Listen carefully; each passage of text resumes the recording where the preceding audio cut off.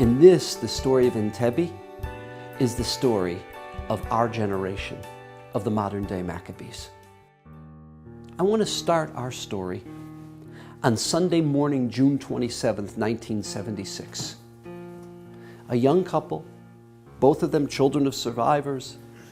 It's the first time they're going to live the dream that their grandparents and great-grandparents could only dream of, and that is go to the Holy Land, go to Israel. And what happened? George and Renee Carfunkel left their infant daughter with their parents, who would babysit the daughter, and they were going to have a chance for the first time in their life to experience Israel. And they had a wonderful trip. On the way home, they're going to go to the famous European city, to Paris, on their way back to New York. And Sunday morning, they get to the airport. At Ben Gurion Airport in Tel Aviv, first you give your luggage. It has to go through inspection. The luggage passes, they've checked it, sent it through. And the Air France desk, he looks up, and unlike what had been written on their itinerary, unlike what they had scheduled with their travel agent, where there was going to be a direct flight, Air France Flight 139 was going to go Sunday morning to Paris, and they would spend a couple of days in Paris and go home on Tuesday. What happened? There's going to be a stopover. Air France Flight 139 is going to stop in Athens, and then from Athens go to Paris. George looks at Renee and he says, we're not going to Athens. Athens? It's the worst security of any airport in Europe. Athens is where the PFLP commandeered one of the flights that was blown up in Jordan in 1970.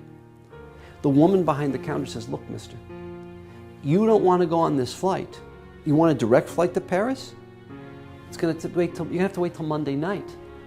And I'll tell you this, your cargo, your luggage is already in the cargo hold. We can't take that out once it's been sent through. Your luggage is going to Paris. They look at each other. What are they going to do? What choice do they have? They go on the flight. Air France Flight 139 takes off from Tel Aviv to Athens. Nice, smooth, quick flight. They land.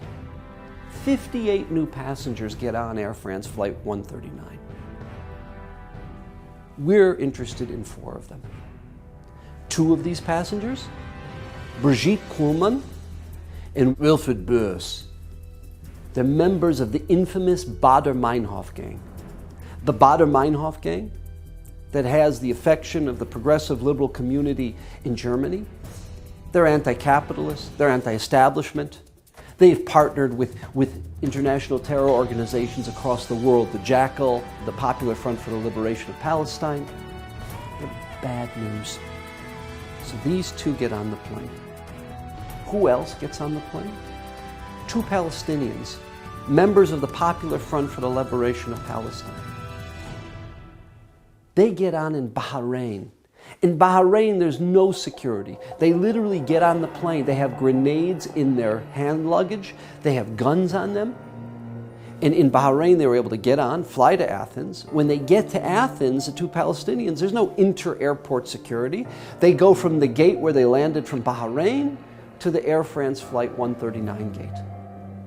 And there, after boarding the plane, they share their weaponry with their 2 comrades, the 2 West Germans. As the plane takes off from Athens on its way to Paris, what happens? After it hits altitude, flying altitude, they rush the cockpit. They rush the cockpit and commandeer the plane. The plane goes on radio silence, which is a bad sign. That's one of 2 things. That means either the plane has crashed or it's been commandeered by terrorists. The first time George in his life sees a gun is when Brigitte Kuhlmann, who was the most vicious of the terrorists, she takes her gun, slams it in his chest and says, "Get out of the seat!" They moved all the men out of the aisle rows, put them against windows in the middle rows, and they had women sitting in the aisles. Their logic was they thought that the women wouldn't try to jump them as they walked through and manned the aisles. The flight, after what seems to be an inordinate amount of time, it lands. They don't know where they are. It turned out the flight landed in Benghazi, Libya. Who is the leader of Libya in 1976? Muammar Gaddafi. And Gaddafi, who is a a fan, a comrade of the Popular Front for the Liberation of Palestine. They refuel the plane in Benghazi. They bring in supplies, goods. And after a while, the plane takes off. And again, the minutes turn into hours, and it seems like forever. It's dark at this point. They don't know where they are. The flight lands after hours, and they have no clue where they are. All they see is black soldiers. That's all they see. They don't know where or what this is. Before they're allowed to get off the plane, everyone must give their passports, their identification cards, everyone. When they get off the plane, they find out. They're in Kampala, Uganda. Kampala is the capital of Uganda. They are in what's turned out to be the old terminal of the Entebbe airport of Kampala, Uganda. Who were these soldiers? The Ugandan army. 3 more Palestinians join the 4 of them, and they have what will turn out to be 100 Ugandan soldiers as well. A selection is made. We're 30 years since Auschwitz, and it's the very Germans, Wilfried Burrs and Brigitte Kuhlmann, that make a selection. 150 some passengers are put into one part of the terminal. 89 passengers who have Israeli passports are selected out, together with 4 others, George and Renee, and 2 young men who are conspicuously looking Jews, not because they have Israeli passports, but there's a yarmulke on their head. It is now already Monday a.m. The world finds out what has happened to Air France Flight 139. This joint mission of the PFLP and Baader Meinhof wants $5 million cash American and 53 of their comrades in arms. The deadline is noon, Thursday, July 1st. In the event that the 53 comrades in arms are not emancipated, we will start shooting the hostages. And what happens? The world is focused on Israel. 2 pieces of background. In Israel, there are 3 names we have to know. The Prime Minister, the first time that he served as Prime Minister, Yitzhak Rabin. The Defense Minister, Shimon Peres. And number 3, Mata Gur. General Mata Gur of 6-Day War fame, he is the head of the IDF. Why Uganda? How in the world did the PFLP choose Uganda? Idi Amin Dada, one of the 20th century's worst, most heinous butchers. This man murdered 300,000 black Ugandans, 300,000 of his countrymen.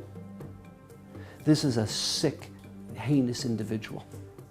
Uganda, like many black African countries, was supported already from the 1950s by Israel. What happened? In 1972, with the OPEC oil Arab embargo, the black African nations, many of them, had the choice. We'll provide oil if you throw the Zionists out.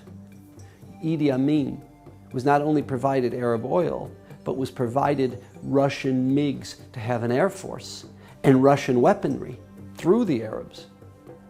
He threw Israel out. Israel, in its young history from 1948 through 1976, had never, ever negotiated with terrorists. The policy is we don't negotiate with terrorists. We had nothing, no plan that's going to work. What are we going to do? The Labor Cabinet, which is meeting around the clock, and they call in the opposition leader, Menachem Begin. Menachem Begin, who is the leader of the Cherut Party, which is today the Likud Party.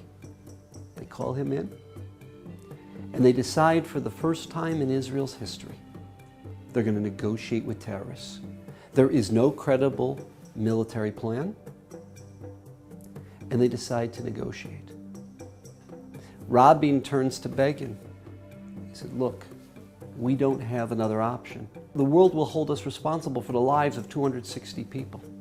Menachem Begin said the following: irrespective of whether I agree or disagree with you, Not today and not in 10 years from now will you see me or any of our party backstabbing you. And we're backing you. This is not a time for partisan politics. And they announced that they would negotiate. The next day, Wednesday, June 31st, the cover of the New York Post. And anyone who knows the New York Post, only they can do this. And big, black, bold letters, Israel surrenders. Israel surrenders. The last holdout, the last bastion that would not negotiate with terrorists is now capitulated. As a function of this, Idi Amin and the terrorists do the following. They tell Air France, fly in another plane. All of the other passengers were sent on that plane to Paris. The 93 Jews, and one of the heroes of this story, he's still alive, he's 92 years old today. He was the pilot of the Air France flight. He said, the captain stays with the ship. The captain goes down with his ship and does not abandon its passengers. Not that all the crew agreed with that, but he insisted that the crew, all 12 of them, stay with until every last hostage is released. So there's now 105. 89 Israelis, 4 conspicuous-looking Jews, 12 members of the Air France flight. When that flight of hostages lands on Wednesday, June 31st in Paris, in de Gaulle, waiting for them long before they meet their families, along with French intelligence is who? The Mossad. The Mossad does a series of interviews with almost all of the passengers, almost all the hostages, and they come to two conclusions. Two conclusions. One's very good, one is terrible. Conclusion number one. All along, the terrorists have been saying, don't play games with us, don't get smart with us, this place is booby-trapped, and the whole building will be blown up, hostages, terrorists will all go down. That's a lie. It's very clear to them, with almost 95% certainty, the place is not booby-trapped. It's not wired. That's the good news. The bad news? Idi Amin, for the last 4 days, has been saying, they showed up, what can I do? If my soldiers come in and try to commandeer and take over, they'll blow up the place. Idi Amin's a liar. He's been in cahoots with them. Our worst fears, contrary to everything he said, our worst fears have now been confirmed.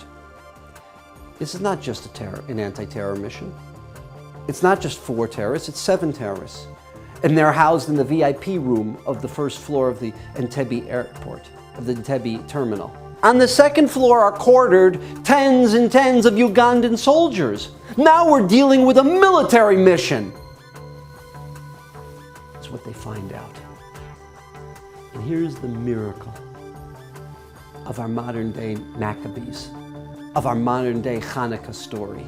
Years before, when Israel was helping Uganda, an Israeli construction firm was offered the opportunity to bid on this terminal. Now, contrary to the stories that we've heard, that it was Solel Boneh who built it, it actually wasn't. The Israeli firm did not get the contract. The terminal, the old terminal, at that time it was the new terminal, now it's the old terminal, Entebbe, it was built by an Italian firm. But you know what a pat rack is, these people who save everything? The Israeli construction firm saved every architectural blueprint that they had ever, not just built, but they'd ever bid on for a construction project. He had come to the IDF. The IDF now has literally the architectural blueprint, where the entrances are, where the stairwells are. And based upon the Mossad interrogations and questioning of the hostages on Wednesday, it was clear that no significant structural changes had been made to the building. They know where the hostages are being held. They can create a Hollywood set, and they can do a practice run. Now they have a chance of a military mission. What else did they find from the hostages? Every time Idi Amin had come, he had come in a black stretch Mercedes limousine with a Ugandan flag, followed by 2 Range Rovers. The surprise will be, they'll think it's Idi Amin coming. That's how we'll do the element of surprise. One little problem. In the whole state of Israel, there was not one black stretch Mercedes limousine.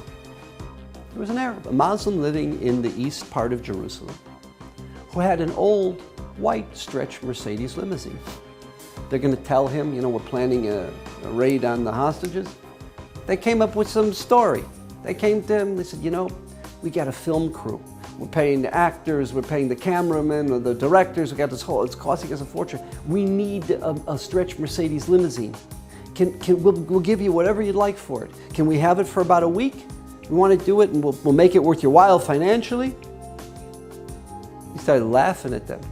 He says, you can take this piece of junk. He said, go, have it. They didn't know what he meant by that. So they find out. It was a piece of junk. They got a paint crew and they painted it black. Israel has just sent a young squadron of Air Force pilots led by a man by the name of Yehoshua, known as Shuki Shami. And they spent a good couple months where? In Georgia. What were they doing in Georgia?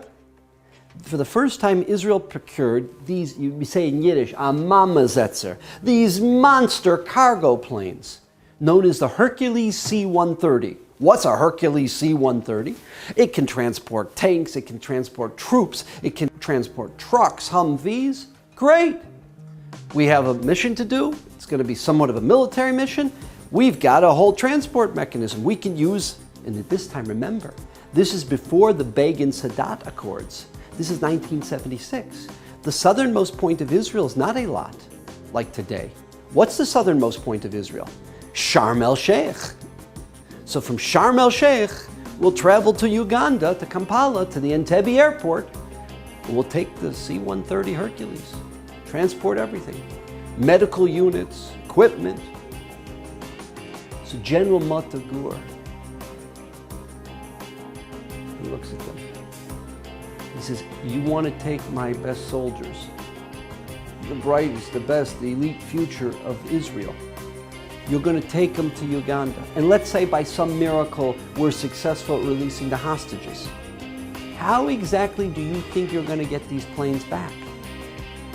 You have to get there by flying under radar. You're going over enemy territory. Flying under radar, you know the gas that you use, the fuel that you consume? How exactly are you going to get back, huh? So the man who's heading this plan, this whole surprise mission where we use the Sayeret Matkal and then we'll bring in the paratroopers, the top unit of the army, Ehud Barak, we got to pull him off the mission. We're now on Thursday, July 1st. You know why? Because of all the black African countries that when we're offered the OPEC by the Arabs, the oil in '72, they all broke off relations and turned their back on Israel. One didn't, Kenya. The only way we can prepare anything is if we can go from Kampala to Nairobi, which is nothing, it's a flight of literally minutes, take off our wounded, have Israeli medvacs there, and reload, refuel the planes in Kenya. They called Kenya. They said, what you're asking us to do is going to be war on Idi Amin. Idi Amin has tried revolt.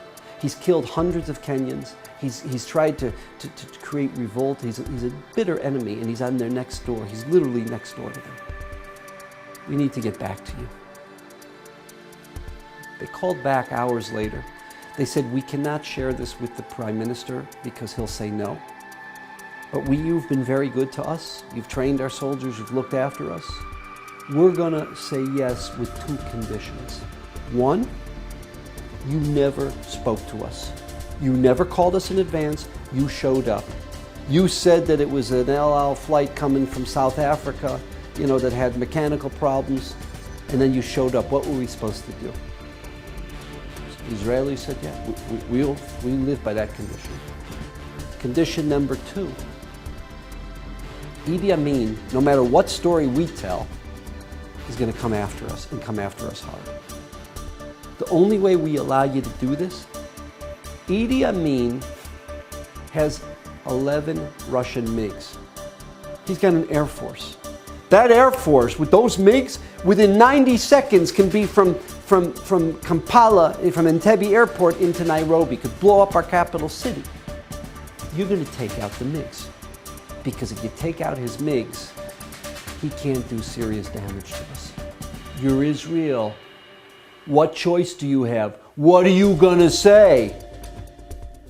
So one of the people that was charged with that was a man who would eventually, at that time no one knew his name, he was an Iranian, a Persian Jewish immigrant. He would eventually become the head of the whole IDF, the head of the whole Israeli army, a man by the name of Shaul Mofaz, who goes on to become a minister in the cabinet. Okay, we could get there, we could get back, we have the element of surprise. Maybe, just maybe, we got a chance. Because the negotiations are not doing very well. Why? The negotiations, Israel's willing to allow of the 40 Palestinians in their prisons, those who have not killed or murdered innocent Jews, they'll trade. And the terrorists have said back to them, you don't dictate the terms, we dictate the terms here. There are terms, not yours.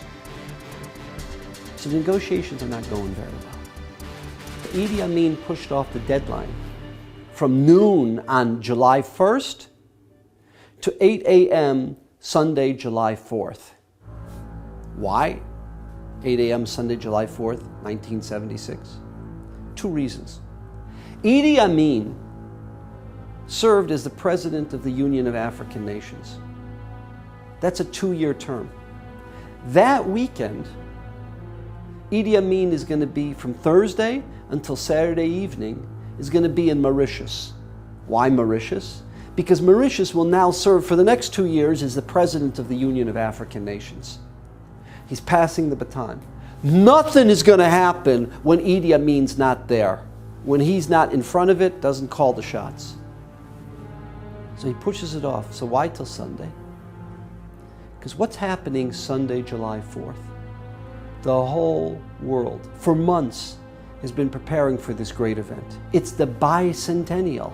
The bicentennial of the United States of America. The heads of France, of Germany, of every major country on the face of the earth are going to be in America on Sunday, July 4th to celebrate with America the bicentennial.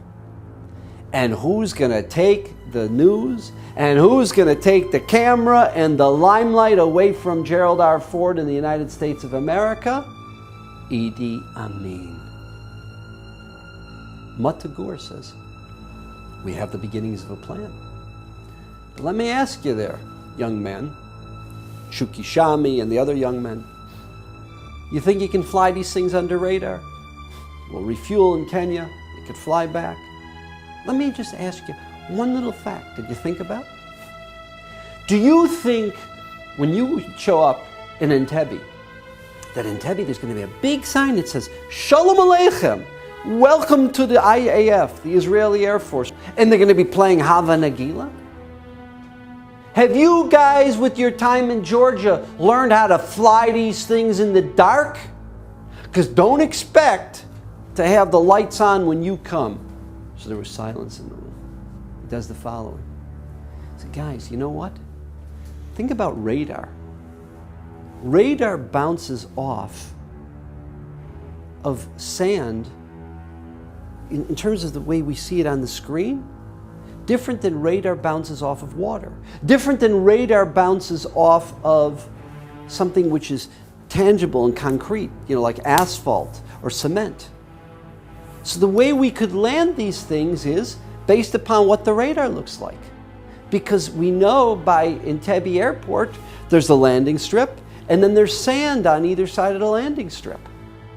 Let's try landing it that way. So General Matagur says, boys, I'll believe this when I see it. And in fact, this is Thursday, July 1st. We're going to go to Sharm el-Sheikh. You have sand on either side. You got water around, just like you have Lake Victoria. In the dark, comes around, turns on the lights about 35, 40 meters before the ground. Sure enough, he did it right. This is the first time all week, since the hijacking on Sunday, Thursday night, Matagur gives the go-ahead. That is going to influence the cabinet. He supports military action for the first time. Well, the head of this plan is now being sent off to Kenya to work with the Kenyans, Ehud Barak. Who's going to replace him? A man who's a good friend of his. Person who's about to actually finish his tour of duty in the IDF. He's living with a girlfriend by the name of Buria. When he finishes his tour of duty, they're going to announce they're going to be engaged and married that year. This man, his name, his 29-year-old, is not known to anyone in the world. It's a classified name. But his father is a famous academician. His father, Ben Sion Netanyahu, is the world's preeminent historian on the story of the Inquisition of Spanish Jewry. When Professor Netanyahu was a visiting professor at Harvard, his son, his oldest son, this young man, Yonatan, got a degree there. He finished his first tour of duty in the army, and he applied, was accepted, got a degree, an undergraduate degree in philosophy. Other times when Professor Netanyahu had been a visiting professor in America, his second son, his middle son, Bibi or Benjamin, applied, got a degree in engineering at MIT.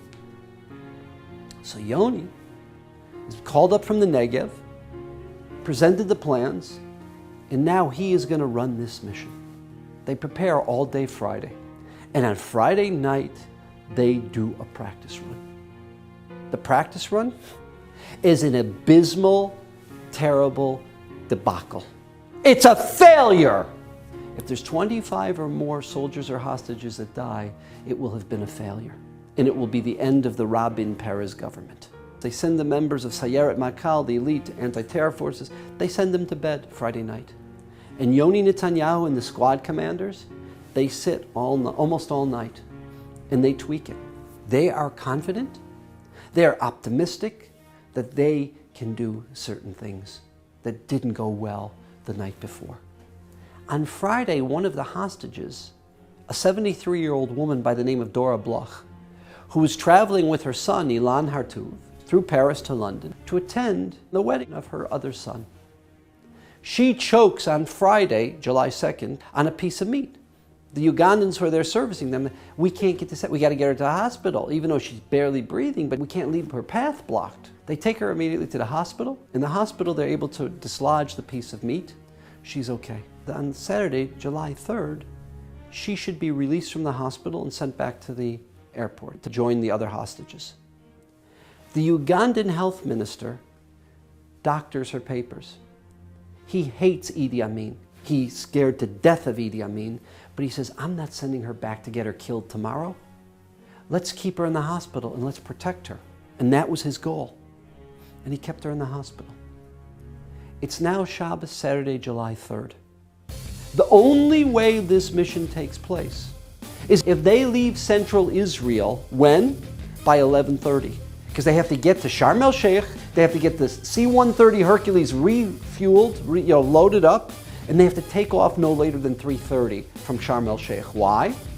Because they're flying under radar. They're not going to go on a direct route. They're not flying over Egypt or Libya where they could be shot down. They're going to take the Yam Suf, the Red Sea, and then they're going to go through Eritrea because they think Eritrea, of all the countries that don't have relations with Israel, probably has the weakest anti-planes, surface-to-air missiles. They're going to take a circuitous route that they think is a safer route because they're literally dead ducks. They're flying 100 meters over the ground under radar. Intelligence has it.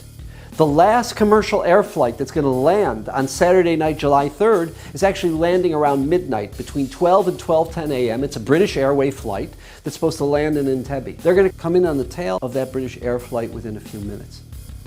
Hopefully the lights will be on. They won't have to try to land it in the dark. But that can only happen if they leave Sharm el-Sheikh by when? By 3:30 Shabbos or Saturday afternoon, July 3rd.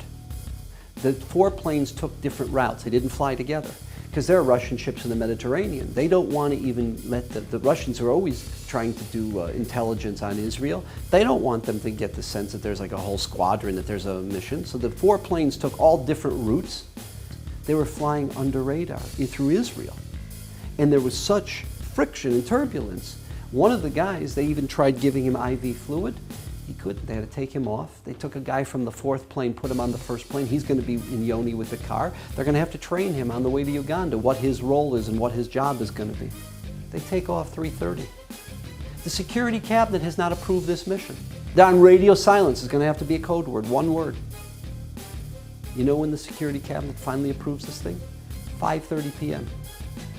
2 hours after they've taken off from Sharm el-Sheikh, they get the code word that it's a go. Yitzhak Rabin asked Menachem Begin, the opposition leader, the head of the Cheirut, to stay in Tel Aviv all Shabbat. Why? He said, we don't know, but if we have to make a decision, we need your consent, we need your support. He came out after they decided on the decision at 5:30. He came to Begin and asked him to join him. And he explained to him why we've decided to do, what the factors are. He said, this could be the end of my political career, why we're doing what we're doing. The negotiations are going nowhere and the deadline is tomorrow morning. We need an element of surprise. And Begin says to him for the second time in 5 days, he says to him the following: Mr. Prime Minister, this is not a time for partisan politics. Whether this is the greatest success or whether this is the greatest debacle, the world will know that we supported you 100%. We'll tell you that tomorrow and we'll tell you that in 10 years. This is a time of national tragedy and national crisis. This is not a time for partisan politics. Yitzhak Rabin, who's a military man, a stoic man, I don't know if he hugged his own wife. They say that he welled up in tears and he actually embraced Begin. What happened? They're starting to come towards Uganda, which requires, as they flew through Kenya, which was friendly territory, they have to fly over Lake Victoria, and then after Lake Victoria, land into Kampala, into the Entebbe airport. There was a terrible thunder and lightning storm. And think about anyone who lives near a lake like that, the kind of storms you get. They didn't know if they were going to be destroyed by lightning. They didn't know if they were going to have to abandon the mission. He says, what are we going to do? Basically they tried to wither the storm. The equipment is shaking even though it's being hoisted down. The guys are being thrown all over. What happened when they came off of the lake? It was quiet. It was a localized storm associated with the lake. So once they were a couple miles from Lake Victoria, things had quieted down. They come, they land. The lights were on, because they came in on the tail of the British Airways flight. The lights were on. He stops the plane in the runway. The soldiers get out and they put these battery-operated lights on both sides. Because if the lights get shut off, and eventually they will when the gunfire starts, what happens? They got to make sure that for the next flights they don't have to rely on radar landing in the dark. At least there's these battery-operated lights on the runways. He starts up the plane again, pulls it up. They let the bow down. Before the bow is even landed, the cars in the Range Rover start, and they're off. They're off. They've got a kilometer run to get to the old terminal of Entebbe. Things are going smooth. Things are going smooth. And then 2 Ugandan soldiers start getting in the way, holding their guns. Now, remember, the plan was not to do anything. Yoni puts a silencer on his pistol. He shoots one of them. The other gets out of the way. He dives out of the way as the car's running by. He gets up and he starts shooting at them with the machine gun. One of the Israelis in the Range Rover kills that soldier. So the sound now of the machine gun from the Ugandan and the machine gun from the Israeli, possibly, most likely, has just destroyed the element of surprise. Yoni says, you got to floor this thing. Now, the noise is out. We got to get there as quick as possible. And they fly. The plan is this. There are 2 entrances on either side of the terminal. There are 2 main entrances. There are always 2 terrorists on one entrance, 2 terrorists on the other entrance. And since it's at midnight, they assume the other 3 will be sleeping in the VIP lounge. That's basically been the situation. So there's a group, and they had to take, one of the changes they made from Friday night's practice run is they took people out of the car, they took people out of the Range Rovers because they had to have the mobility to be able to move their guns. So they've got less guys doing this. And that means they're going to have to, number 1, get to the 2 entrances, divide up into 2, get the terrorists, the 2 terrorists who are guarding each entrance, get into the building before the terrorists can come out of the VIP lounge on the 1st floor and throw grenades or kill anybody, get to those 3 terrorists at stage 2. After they get the 3 terrorists in the VIP lounge, they have to get to the stairwells and get up to the 2nd floor before the Ugandan soldiers can come down and shoot anyone. They get to the 2 terrorists, Brigitte Kuhlman and Wilfred Bruce. They get to the other 2 terrorists. Stage 1 works. The gunfight that's happened has woken up the other terrorists. One of the three Palestinians who was sleeping in the VIP lounge, his name was, they called him Carlos. He was a Palestinian living in Peru. He had adopted the Spanish name Carlos. He came out, he shot out a grenade. Now, George and Renee Carfunkel, who we mentioned, the Americans who had gone on vacation there, they became close with two couples, a Dr. and Mrs. Pasco Cohn, and another couple who, when Brigitte Kuhlman said, everyone give up your passports, he was a former Israeli Air Force colonel. His identity card, he ripped up and he literally swallowed. So he had a passport, but his status is an Israeli Air Force colonel. He knew that they would kill him if they'd see that. So he literally ripped it up and swallowed it. They became close with them. And throughout the week they said this: if there's ever a mission, if the IDF comes, whatever you do, crawl, get to the bathroom. You gotta get to the bathroom. Why? He said, this place is flammable. It's a tinderbox. Look at this. There's carpet all over the place. There's blankets, there's mattresses. This place will explode. They do that, they run. What happened? When Carlos set off that grenade, there were a number of hostages in that part of the room. One of them was a very fine young man. His name was Jean-Jacques Mimouni. Jean-Jacques Mimouni was a Moroccan family. They had French and Israeli citizenship. And he was a guy, an upbeat guy, always excited, getting, despite the depression and the malaise that was setting in over the days of the terrorist siege that the hostages were suffering. He would feed them, he wouldn't eat first, he would always feed others, one of the volunteers to feed the other passengers. He would always joke with them and get them, and tell them you gotta have hope. Well, he's on fire, and there are a couple of girls next to him, these young women, they're on fire. Now the Israelis came in after they killed the 4 terrorists, and with the bullhorns they're saying what? Stay down, this is the IDF, everyone stay down, do not move. What choice did he have? He's burning up. He's got dark pigmentation, he's a Moroccan. He's running at them. He takes 7 bullets to the chest. He's killed by friendly fire. And when they did a post-mortem, when they analyzed every step of what happened, they said, had we done this again, we would have done the same thing.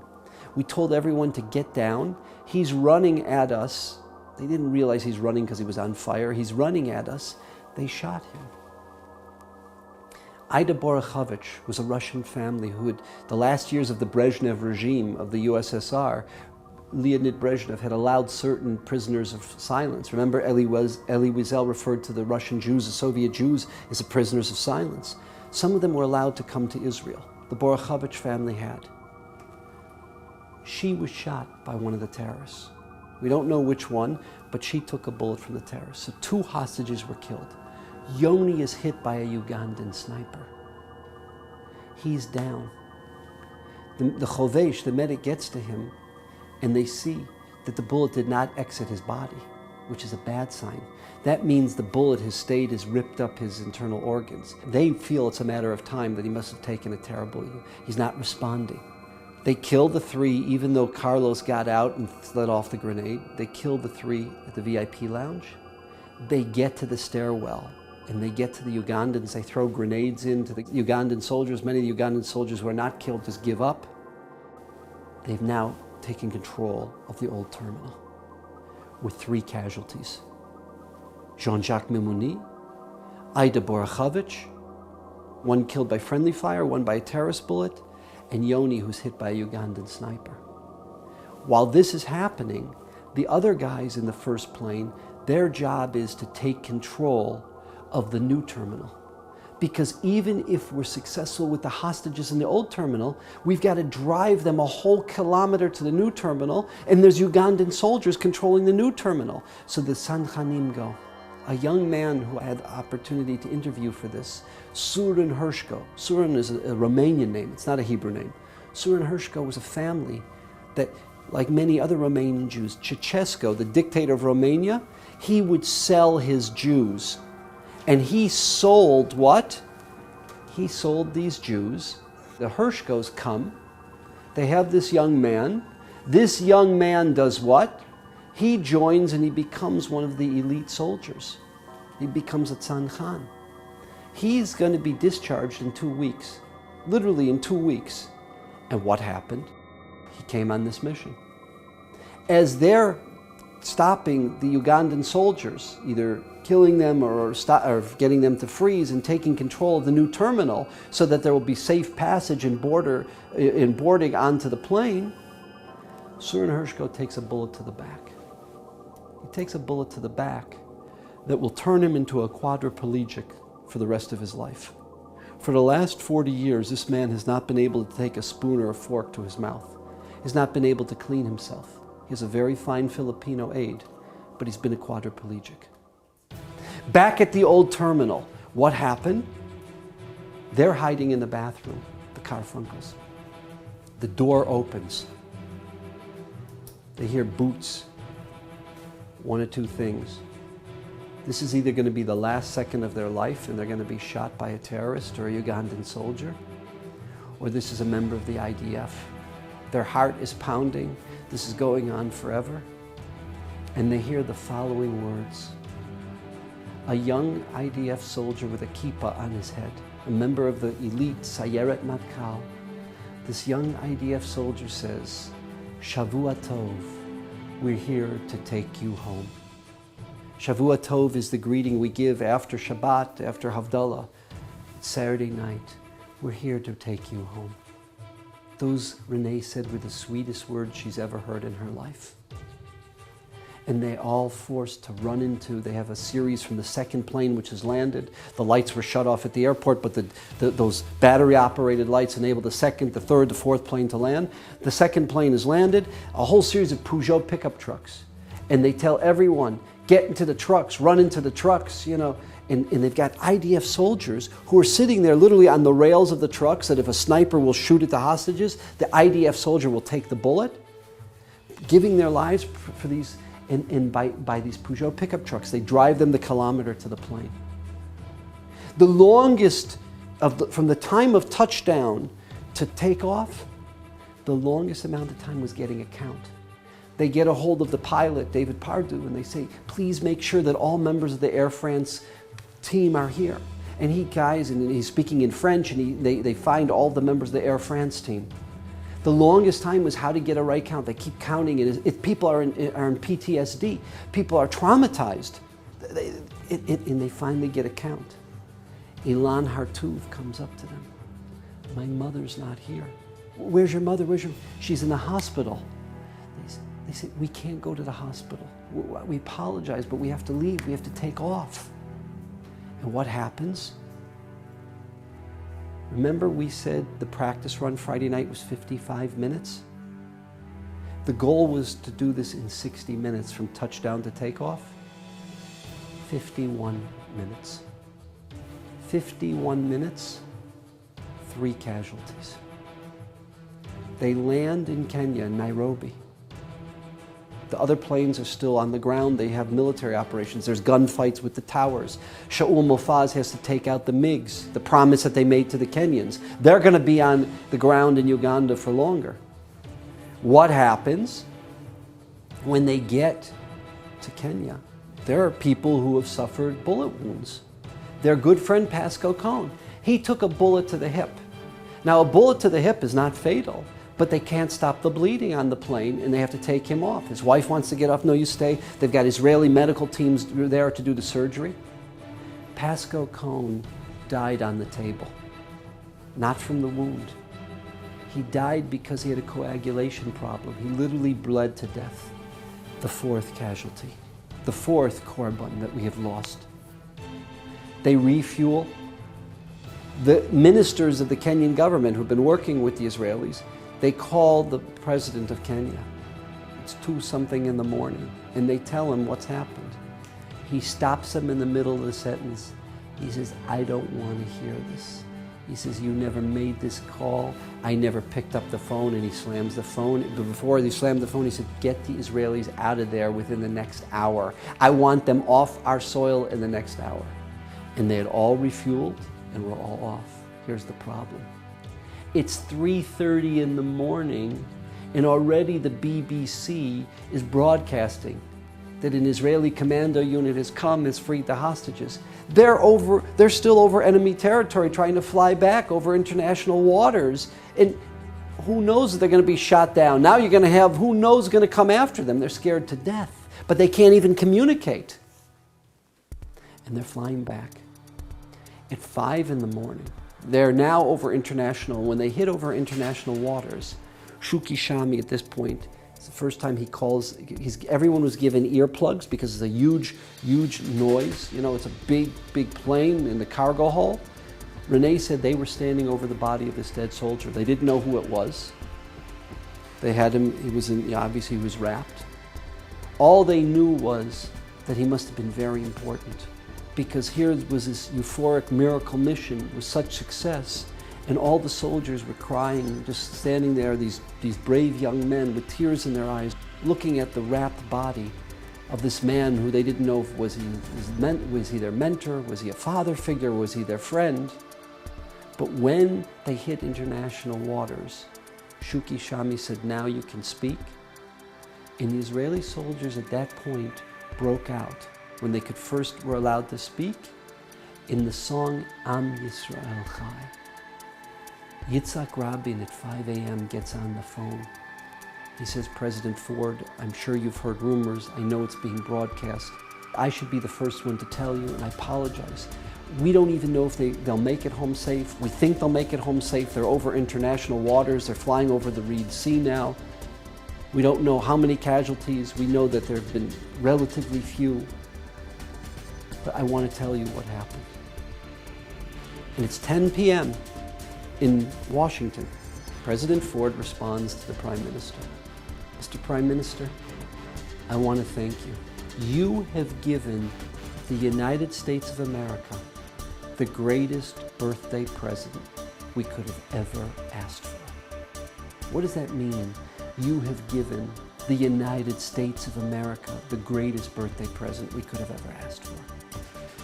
Because until that point, as of Wednesday, the world had now buckled. The world had capitulated to terror. No longer would the airways be safe to fly. Terror would control the world. And by Israel stopping this, and by Israel taking action, there were quarters in the world that could stand up, and terror could not stop. What happened? The plane lands at Tel Nof. 3 men are there as the hull comes down from the C-130. Prime Minister Yitzhak Rabin, Defense Minister Shimon Peres, and Chief of the IDF Mota Gur. Some of the people barely had clothing on. Some of them were wrapped in sheets because they had been sleeping, you know. Renee didn't have shoes. A young IDF soldier, a young woman, comes and gives her sandals to her. And they make the following speech, a short speech. And they ask for one thing at the end of the speech. "Please, we beg of you, for sure not to the press, not even to your families. Don't tell them what kind of soldiers, how many soldiers, what kind of equipment, what kind of planes, what kind of this, what kind of that. Please don't share this. If God forbid, we ever have a hostage situation again, we don't want the terrorists, we don't want the murderers knowing what methods we use and how we employ them." Well, you tell a bunch of Jews to keep a secret. Within 9 months of that, you had 3 major movies. Every Jew remembers where they were in 1976 on July 4th when they first heard that the hostages were saved. Every Jew knows where they were. When the Maccabees, 2,200 years from the time of the Chanukah story, once again, we had our own Chanukah story. The next morning, George and Renee land in JFK, and a ton of American Jews are there to greet them. Both sets of parents with their baby they had left. And his father, George's father, who was an educator, had suffered under the Nazis, had suffered under the communists, had gotten out in 1956. He quoted the famous verse from Psalm 53. When King David says, at that time he wasn't yet King David, "Podeh b'shalom nashi mikrav ki rabim hayu imadi." My life has been redeemed. I've been saved in peace. Why? Not because of my own merit, not because of anything great that I've done. Ki rabim hayu imadi. Because the masses were there for me. The whole Jewish world was one family this week, crying and praying and beseeching on your behalf. That's why I'm here, able to touch and kiss and hug my flesh and blood, my own son again. And that morning, Monday morning, there was a special session of cabinet.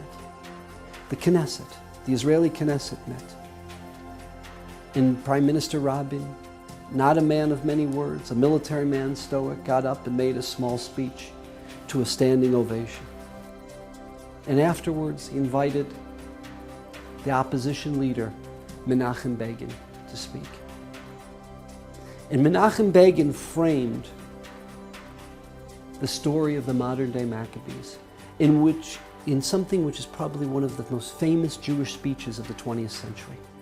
Not since the Six-Day War has our nation known such a profound sense of unity, of achdut.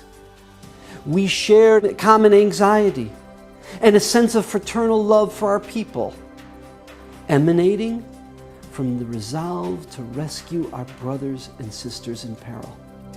Ulai, perhaps it was because of this unity, this achdut, that we found within ourselves the capacity to mount such a momentous operation. A rescue mission, unprecedented in gallantry and daring. And then he announced to the world, the first time ever, the name Yonatan Netanyahu. His father, Yoni's father, was a good friend of Menachem Begin. Philosophically, they saw the world together. They were both Talmidim, students of Jabotinsky.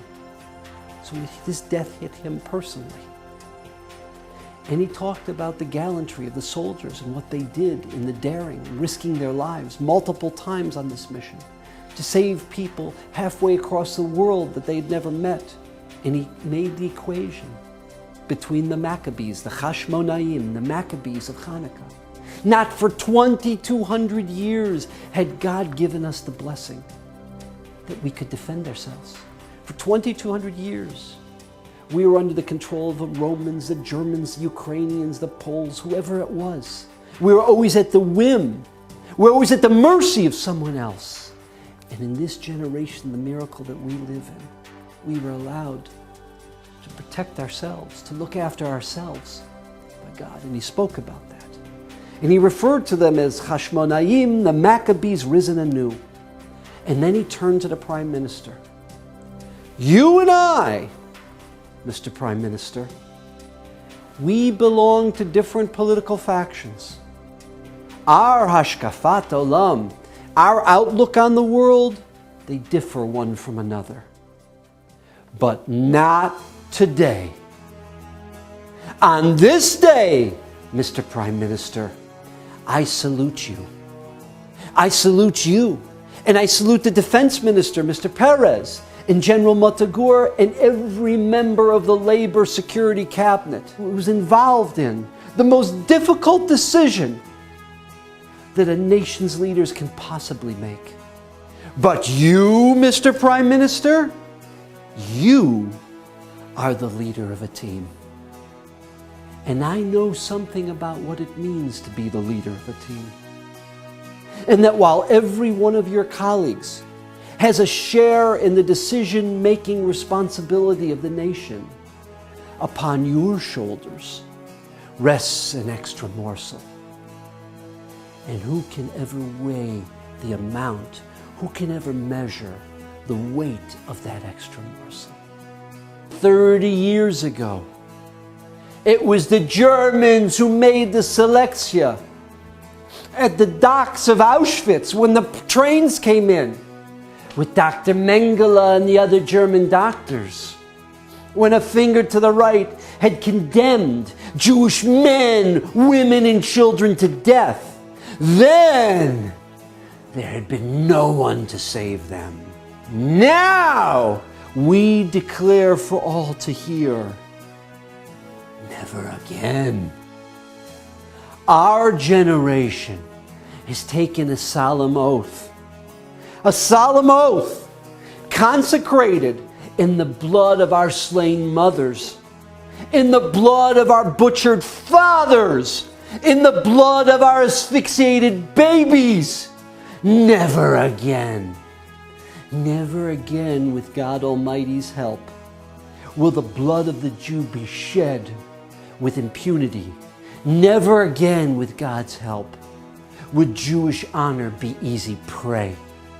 Let the world know that if anyone, anywhere, is persecuted, or is humiliated, or is threatened, or is abducted, or is in any way endangered simply because he or she is a Jew,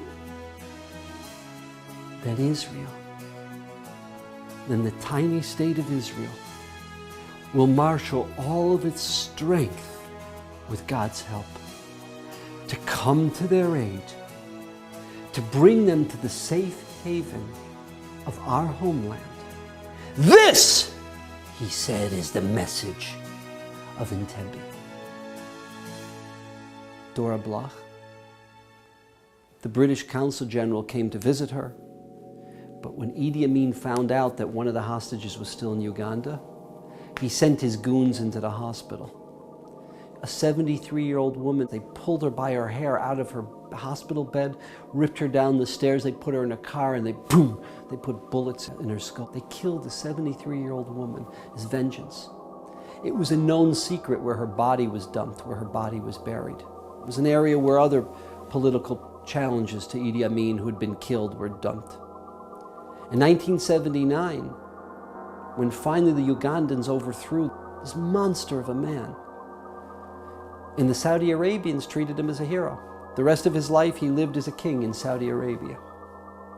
But in 1979, Israel was able to send forensic experts. They had dental records of Dor Makabim, and they went to the known secret of where she was buried. They dug up her remains. She was brought back to Israel and given Jewish burial. She never made it to her son's wedding. She was the fifth casualty. But the aftermath of this story is that terror will be responded to. That Jewish blood is not cheap. That Jewish lives are not for naught. And that we were given a blessing by God Almighty. We were given a blessing of the state of Israel and the opportunity to defend ourselves. And that our boys, although we would much rather they went to university, that they would become educated. But our boys like Surin Hushko, who when asked, what do you have to say? Man never got married, never had children. He said to me in the interview, listen, do I wish that the last 40 years of my life I'd not lived as a quadriplegic? Of course.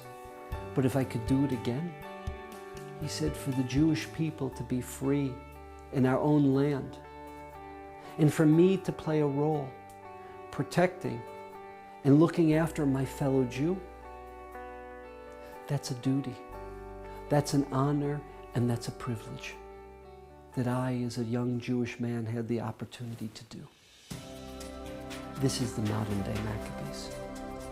And this is the event that took the Jewish people out of depression, out of malaise, and that changed the attitude of the Jewish people and the Jewish world. And this was a statement that stood up to terror for 25 years, for a quarter of a century, until 9/11. It changed the way the world dealt with terror. I want to wish everyone on behalf of NJOP a meaningful, a wonderful, a powerful Chanukah, and that we were blessed to relive the Chanukah story in our own way, in our generation, in our lifetime.